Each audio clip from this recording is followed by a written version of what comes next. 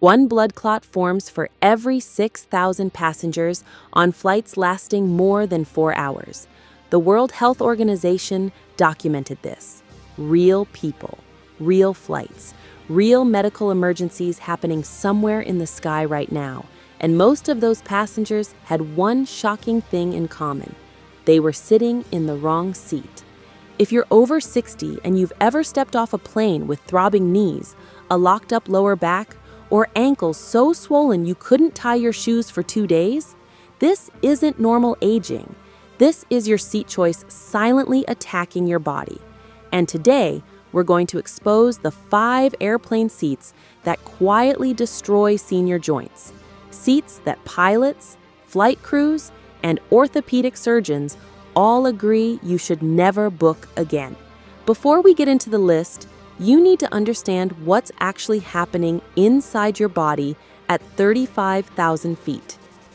The airplane cabin isn't just uncomfortable. It's a hostile environment for aging joints.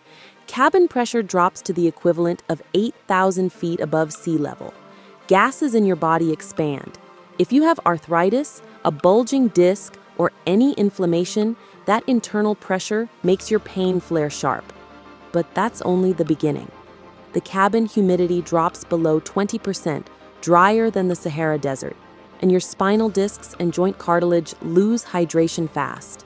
They shrink, they stiffen, they lose their ability to cushion impact. That travel stiffness people brush off, that's your joints literally drying out at cruising altitude. And according to a Harvard study, older passengers also experience moderate hypoxia during flight, a lack of adequate oxygen that increases cardiac stress and compounds the physical toll on your entire body. Now add cramped seating to the mix. The average economy seat pitch in America today is just 30 to 31 inches. That's 4 inches less than what airlines offered in the 1990s. Budget carriers like Spirit and Frontier squeeze you into 28 inches. For anyone with knee replacements, hip problems, or osteoarthritis, that's not discomfort. That's a medical event waiting to happen. And the seat itself is working against you. Economy seat pans don't support your thighs properly. The thin foam cushions break down under compression and fail to distribute your body weight evenly. Instead, they put pressure directly on your hip bones and restrict blood flow. The front edge of the seat presses into the back of your knees, compressing nerves and blood vessels with every passing minute. So here are the 5 seats you need to avoid at all costs. Number 1, the window seat. This might surprise you. People love window seats, the views, the wall to lean against, the sense of personal space.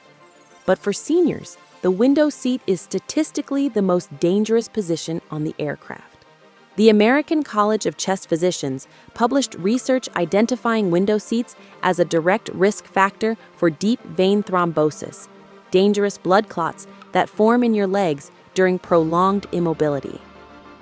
The CDC confirmed this finding.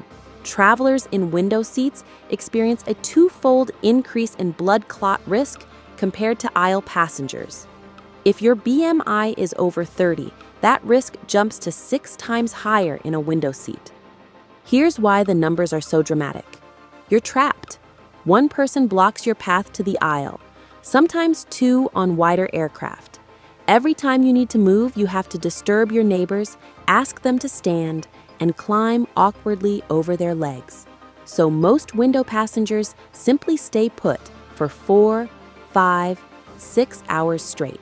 That prolonged immobility is precisely what triggers clot formation, and research shows 85% of in-flight blood clots occur in passengers sitting in non-aisle seats. Pilots will tell you the exact same thing.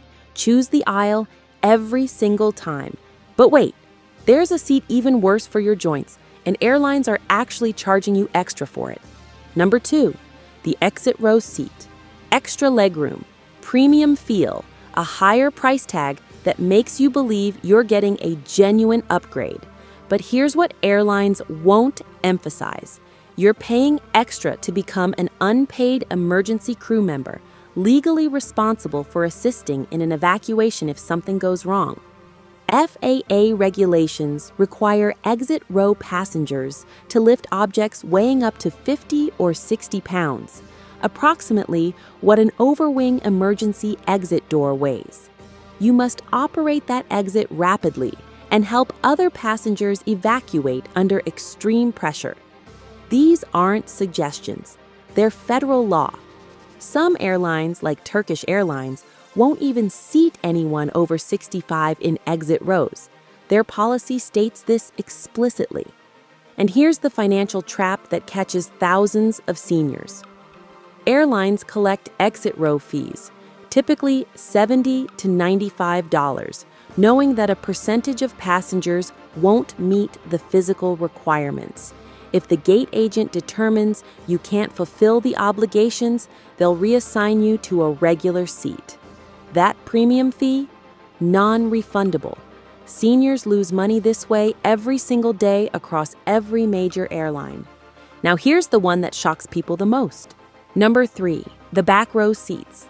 Those last 3 rows look harmless on a seat map, but flight crews call this the punishment zone, and the physics alone should scare you. An airplane works like a seesaw. The tail section acts like the far end. Every bit of turbulence gets amplified back there. Passengers in row 35 feel every single bump, while passengers in row 12 might not even notice anything happened. Pilots have walked through cabins during moderate turbulence and witnessed this contrast firsthand. Forward passengers reading calmly, rear passengers white-knuckling their armrests with genuine fear on their faces. Same airplane, same weather event, completely different physical experience based purely on where they were sitting. The galley wall sits directly behind them, locking your spine rigidly upright for the entire flight. Economy seats already provide terrible lumbar support. The flat contour forces your lower back into a flexed position that increases compressive load on your intervertebral discs. Remove the ability to recline even slightly, and you've got a recipe for days of post-flight back pain and stiffness. Then there's the constant bathroom chaos. Lines forming right next to your seat, strangers hovering inches away for 10 or 15 minutes, doors slamming repeatedly, and lavatory odors at maximum intensity. You're paying the exact same fare as passengers 20 rows ahead who can actually lean back and rest. Still with me? Good.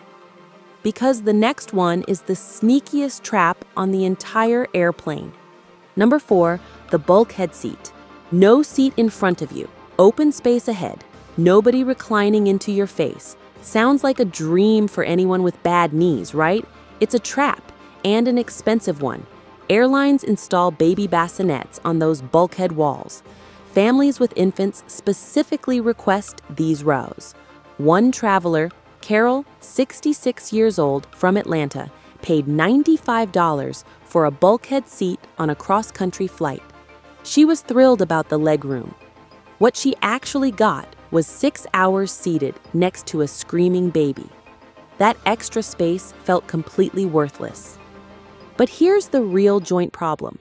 Bulkhead armrests don't lift, making your seat actually narrower than standard economy.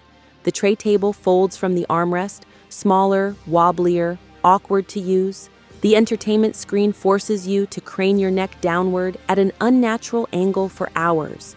For seniors with cervical spine issues or neck arthritis, that sustained downward gaze compresses vertebrae and can trigger headaches, nerve pain, and muscle spasms that last for days after landing. And just like exit rows, there's zero underseat storage. Every time you need reading glasses, medication, or your water bottle, you're standing, opening the overhead bin, and digging through your bag. On a 5-hour flight, that could mean 8. Number 5, the middle seat. Everyone knows middle seats are uncomfortable. Squeezed between 2 strangers, fighting for armrests, worst aisle access on the plane. But for seniors, the middle seat is a joint destruction machine for reasons most people never even consider. You can't stretch in either direction. Window passengers lean against the wall and shift their weight. Aisle passengers extend a leg into the aisle for relief. Middle seat passengers are locked in a rigid, compressed box with absolutely nowhere to move. For anyone with hip replacements, knee arthritis, or chronic lower back problems, this forced immobility accelerates every symptom: stiffness, swelling, inflammation, and lingering pain that can persist for days. The stiff front seat edge pressing into the back of your thighs hits middle passengers hardest. You have zero ability to reposition your legs or shift your angle. Blood pools, nerves compress, swelling builds silently, and middle seats have poorer air circulation than window or aisle positions, accelerating the dehydration that dries out your joint cartilage mid-flight. So what should you actually book instead? Pilots and medical experts agree on the same answer: rows 10 through 20, aisle seat, every single time. This zone sits over or near the wings, the aircraft's center of gravity. Turbulence feels minimal. The ride stays smooth. You can stand whenever your body needs it. Walk to the lavatory without. Which of these 5 seats have you been stuck in? Did you experience joint pain, swelling, or terrible stiffness afterward? Drop your story in the comments right now. Your experience could literally save someone else from making the same dangerous mistake. If this video opened your eyes to something you never knew about airplane seating, smash that like button and share it with your spouse, your siblings, your travel buddies. Anyone over 60 who flies even occasionally needs to hear this. Hit subscribe and turn on that notification bell so you never miss another video that could protect your health every time you fly. Because the seat you choose on your very next flight might just be the most important health decision you make all year. Stay safe up there. I'll see you in the next one.